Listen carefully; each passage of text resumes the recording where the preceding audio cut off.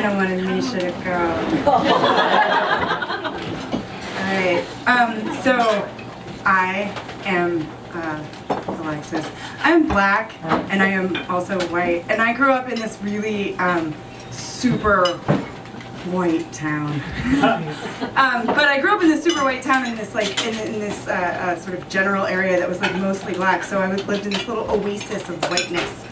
I went to an area school when I was really little called Happy Acres. Sometimes when I tell people this, they think that it was like a funny farm, but it wasn't. It was my neighborhood school, and so eventually I end up in this like talented and gifted program because I'm super smart.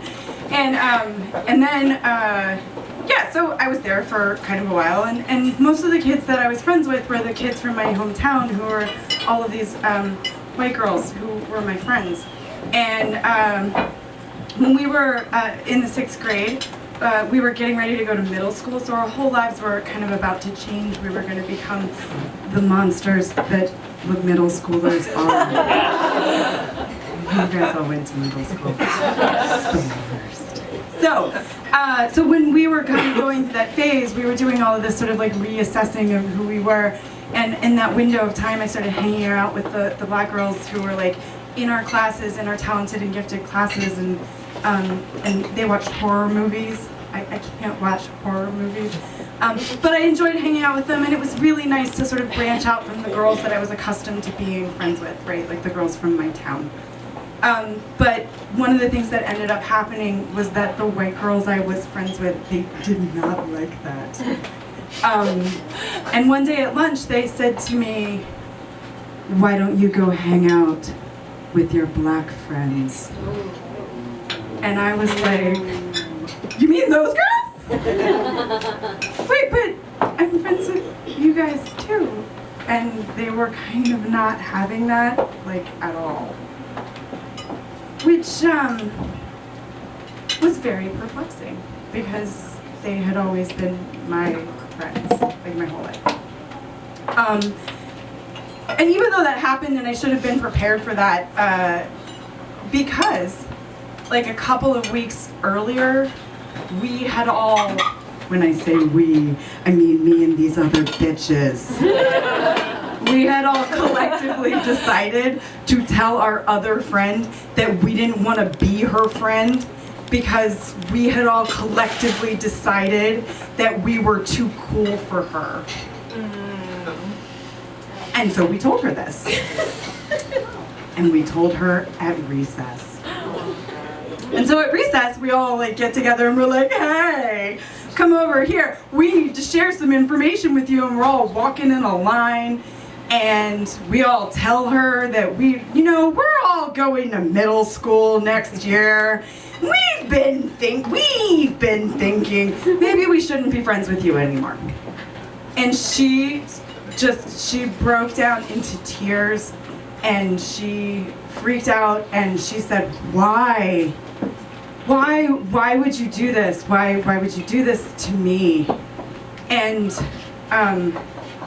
one of the girls in our group, I really want to use her name because I don't like her. She leans forward and she says, "It's because you're poor." And I was like, that is not the reason. But then I didn't want to explain the reasons, because the reasons were so petty. They were stupid. And it was like in that moment, I knew that. And it was like done. Like the whole thing was done. This is actually, I am a grown woman, right? I am old enough that I have done things I am sorry I have done. I have made strangers cry. I have threatened to beat up old men on the street. That is not a joke. I seriously did that at MoMA. This is the only thing I'm truly regretful that I've ever done. Right? It was so wrong to do. And her mother called me at my house that night and she said, "Alexis, I would have expected this from any of those other girls, but not from you." And I remember at the time thinking that she said that because I was better than those other girls, because they were bitches. But I realized now, like literally at the age of like 32, I was like, oh my God, it's because I'm black. Like I was supposed to know what it was like to be different for that reason, but I didn't get it because I wasn't far enough outside of this like kind of concept of myself that I had. And there's this great quote that I don't know from a priest during the Holocaust who said, when they came for the Jews, I said nothing because I wasn't a Jew. And when they came for the communists, I said nothing because I wasn't a communist. And then when they came for me, there was no one left to speak for me. And I think the important thing to remember is that we have to be there for each other, because you never know when you're on the other side of that attack. And that's it.